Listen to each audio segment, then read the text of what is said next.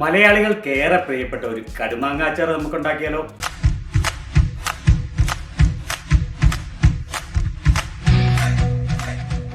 ഒരു PAN medium ഫ്ലെയിമിൽ സ്റ്റൗവിലേക്ക് വയ്ക്കുക. ആ പാൻ ചൂടായി കഴിയുമ്പോൾ അതിലേക്ക് 150 ഗ്രാം എണ്ണ ഒഴിക്കുക. അച്ചാർ ഉണ്ടാക്കാൻ സാധാരണയായി നല്ലെണ്ണയാണ് ഉപയോഗിക്കുക. പക്ഷെ നിങ്ങൾക്ക് ഇഷ്ടമുള്ള ഏത് ഓയിൽ വേണമെങ്കിലും സബ്സ്റ്റിറ്റ്യൂട്ട് ചെയ്യാം. എണ്ണ ചൂടായി കഴിയുമ്പോൾ അതിലേക്ക് 1 ടേബിൾ സ്പൂൺ കടുകിടുക. എന്നിട്ട് ഈ കടുക് പൊട്ടാൻ വേണ്ടി ഒന്ന് മൂടി വയ്ക്കാം. ആ കടുക് പൊട്ടിക്കഴിയുമ്പോൾ അതിലേക്ക് 1 ടേബിൾ സ്പൂൺ ഉലുവ ചേർക്കുക.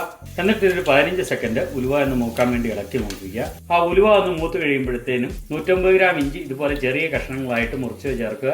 150 ഗ്രാം വെളുത്തുള്ളി ഇങ്ങനെ ചെറിയ കഷ്ണങ്ങളായിട്ട് മുറിച്ച് ചേർക്കുക. എന്നിട്ട് ഇഞ്ചിയും വെളുത്തുള്ളിയും ഒന്ന് വഴന്നു വരാൻ വേണ്ടി 7 മിനിറ്റ് ഇരുന്ന് ഇളക്കി മൂപ്പിക്കുക. ഇടയ്ക്കിടയ്ക്ക് ഇളക്കി കൊടുത്ത് ഇത് മൂപ്പിക്കുക. ആ ഇഞ്ചിയും വെളുത്തുള്ളി 7 മിനിറ്റ് ഇളക്കി മൂപ്പിച്ച് കഴിയുമ്പോൾ 2 ടേബിൾ സ്പൂൺ മുളക് പൊടി, 2 ടേബിൾ സ്പൂൺ കാശ്മീരി മുളക് പൊടി, 2 ടേബിൾ സ്പൂൺ കായപ്പൊടി, 3 ടേബിൾ സ്പൂൺ ഉപ്പ്, 1 ടീസ്പൂൺ മഞ്ഞൾപ്പൊടി എന്നിവ ചേർക്കുക. എന്നിട്ട് ഇത് 1 മിനിറ്റ് ഒന്ന് ഇളക്കി മൂപ്പിക്കുക. ഈ മസാലയൊക്കെ ഒന്ന് മൂത്ത് വരാൻ വേണ്ടി. ആ മസാലപ്പൊടി 1 മിനിറ്റ് ഇരുന്ന് മൂത്ത് കഴിയുമ്പോഴത്തേനും 6 തണ്ട് കറിവേപ്പില ചെറുതായിട്ട് അരിഞ്ഞ് ചേർക്കുക. എന്നിട്ട് അതൊരു 30 സെക്കൻഡ് ഇളക്കി മൂപ്പിക്കുക. ആ കറിവേപ്പില ചെറുതായിട്ടൊന്ന് മൂത്ത് വരാൻ വേണ്ടി. 30 സെക്കൻഡ് കഴിയുമ്പോൾ അതിലേക്ക് 5 ടേബിൾ സ്പൂൺ വിനാഗിരി ചേർക്കുക. 1 കിലോ മാങ്ങ ഇങ്ങനെ ചെറിയ കഷ്ണങ്ങളായി അരിഞ്ഞതും ചേർക്കുക.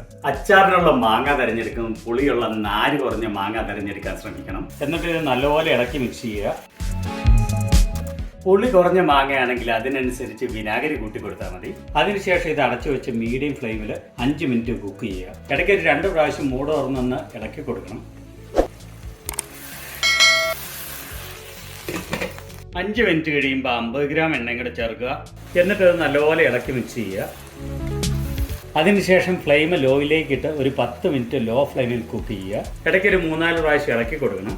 ഈ തുറന്ന് വെച്ച് 10 മിനിറ്റ് നമ്മൾ ലോ ഫ്ലെയിം വെക്കുന്നത് ഇതിൻ്റെ മോയ്സ്ചറൊക്കെ ഒന്ന് പോകാൻ വേണ്ടിയിട്ടാണ്. അപ്പോൾ ഇത് വളരെ നാൾ കേടുകൂടാതിരിക്കും. ആ 10 മിനിറ്റ് ലോ ഫ്ലെയിമിൽ ഇരുന്ന് കഴിയുമ്പോൾ സ്റ്റൗ ഓഫാക്കാം. ഇപ്പം നമ്മുടെ മാങ്ങാച്ചാർ ഇവിടെ കംപ്ലീറ്റ്ലി റെഡി ആയിട്ടുണ്ട്. അച്ചാർ വളരെ നാൾ കേടുകൂടാതിരിക്കുന്നതിന് നല്ല എയർടൈറ്റ് ആയിട്ടുള്ള ഒരു കണ്ടെയ്നറിൽ അടച്ചു വയ്ക്കണം. അച്ചാർ എടുക്കാൻ ഡ്രൈ ആയിട്ടുള്ള സ്പൂൺ മാത്രം ഉപയോഗിക്കുക. Thank you.